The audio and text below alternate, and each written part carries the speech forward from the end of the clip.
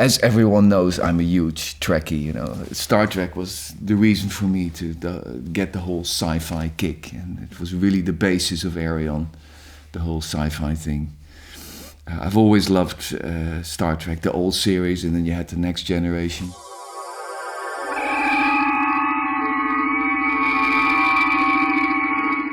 And there were these episodes with Q, you know, who was like this god. And I was always like hoping for a Q episode. And how old was I? Was it the 80s or something? I must have been in my 20s somewhere. Mm-hmm. And I loved this actor, you know, this Q actor. And I don't know if it's true, but I think basically the story of Electric Castle is about an alien who is experimenting with the emotions of humans. That's Q, you know, that's the part he plays in Star Trek. I mean, maybe it could well be that it's inspired by that. Well, the way in which I remember how I came to be involved was that my agent gave me a call and said that there's some guy in Holland who would like you to be in a rock concert. Should I tell them no? And I said, no. Why would you immediately say no? So I said, you know, tell me everything that you know, and then I began to, first of all, do all of the due diligence, which was to look, you know, who is this person? I went, oh, wow. And then I began listening to the music, and I began going, oh, I went, well, this is a real musician. And these are real shows. And this is so then my agent said, yes, John, but, you know, after all, they're asking for you to make a commitment, which is, I don't know, whether 10 months in advance. And I said, Susie, am I waiting for another rock opera to do?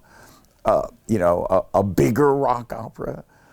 Absolutely not. I'm 70 years old. This is my rock opera, and I'm delighted to do it, and I'm looking forward to it. So I will do it. Actually Skyping with him, you know, on the camera, it was very scary for me. But it was gone after 5 minutes. He was such a nice guy, and he wanted to know everything. He wanted to know the intent. Why am I doing this, and what's the story, and what happens in this song. And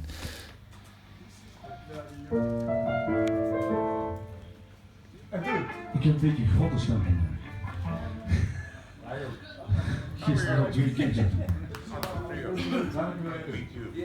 I'm good. Yeah. sorry about the weather. Yeah, well, hello everyone. Sounds great. Yeah? Yeah, really sounds great. Yeah. This is Joost, our boss. Oh yeah? Joost, nice to meet you. Great that you're here. Thank you, me too. He turned out to be such a nice guy, and yeah, he was one of the guys. He really was. I could never imagine that, because I thought, oh, maybe we should have a separate dressing room. Right. Yeah, be really careful. But he was, Yeah. he was so cool and so, you know, relaxed and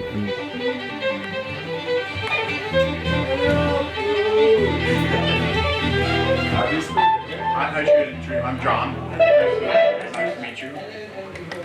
Yes, I'm John too. Okay, great. Hi. John. yeah, we have a lot of tables here. Hello, I'm John. Hi. Hello. Oh, back there.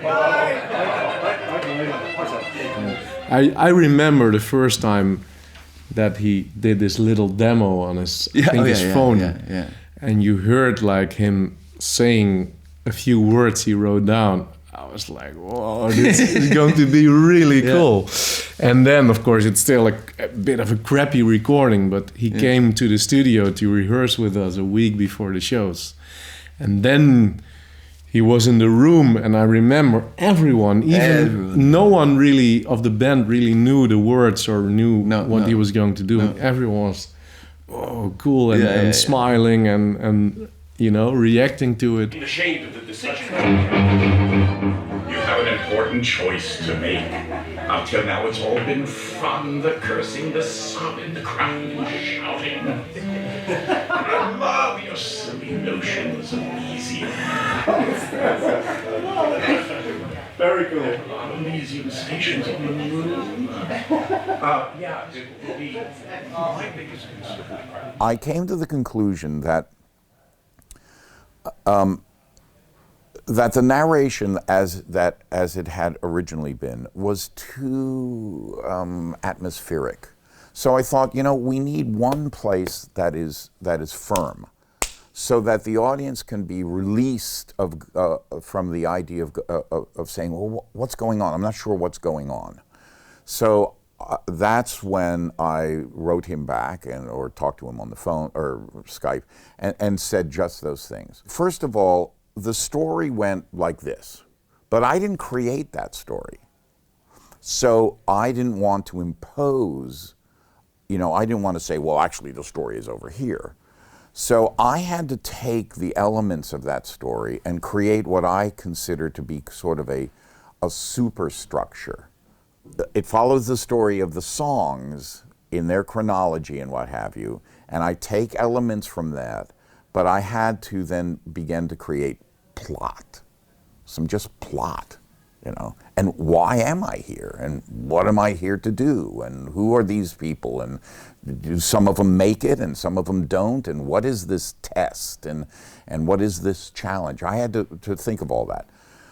I go, oh my God, what am I going to do? So my wife, who is she's an actress, but she's also a singer, and she has a program in Los Angeles that deals with creating songs and what have you. There were some times where I was going, I am having some real trouble here. So she and I, she helped me a great deal. So that was sort of the process in that.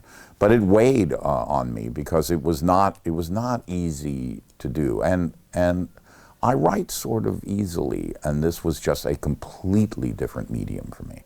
Find meaning, my friends, beyond your petty selves. That is the path to fulfillment and the creative heart. And now, alas, it's time to go. You've given us all quite a show, but of this night, you will remember nothing. He is wonderful, wonderful. I told him this, we have a saying in Holland, in Dutch, I'm hanging on your lips, which is I long for every word that you say. I can't wait until you speak more. And this is what I have with him. His voice is incredible, and the way he pronounces the words and the acting he puts into it, I think it's really, really a marvel and a very, very good asset to the show. And the funny thing is I started watching Breaking Bad again for my son, and he's very much into it. So we started the whole series, and we were just at the part where John has his role as the father of the... So that was just only a few weeks ago that we saw that part. And then Arjen told me, he's doing the blah, blah, blah, and he said, he knows my name, John knows my name. And I came home and I said to my son, John, he knows my name, he knows who I am. He listened to my music and he was like, no way. When you ask him, do you also want a cup of coffee? And he says, no, thank you. Even that is just like, okay. Yeah, it doesn't matter what he says. You can just talk rubbish and it's still like, Some people have that, it's magic. But I wanted it to at least have an understanding of it being in it. And in the end, it becomes a little bit of a didactic story, which is, find meaning in life, beyond yourselves. And I give you something. I give you a genuine passion that you can embrace of learning, to learn, to learn, to grow, and to care. So that was the ultimate message that this character gives to the audience. Yeah. And he really told us like this is a bucket list thing. For him. And he sent me a mail a few days ago, and it was so heartwarming. He said, "Thank you so much for having me be part of it." And he said, "Really, it's like a dream now. It feels like a dream." And he said, "Most of all, the joy." That's what he said. The joy from the musicians and. Yeah.